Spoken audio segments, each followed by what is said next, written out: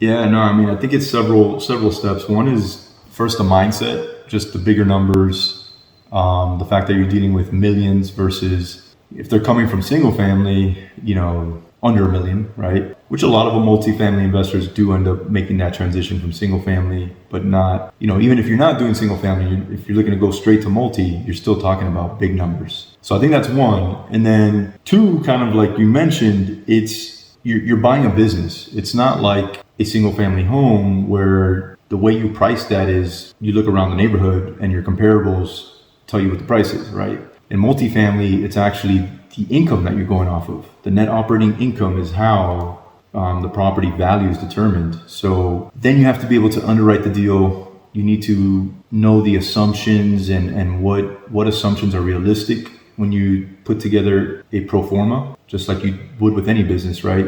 And I think that's where some people get lost, because you do see a lot of engineers be successful in multifamily. I think it's because the numbers. Yeah, a lot just get lost there. You're assuming a lot of things, and if you don't understand what you're assuming and whether those numbers are realistic or not, you can lose your confidence real quick. Once you get past those two, you're good to go.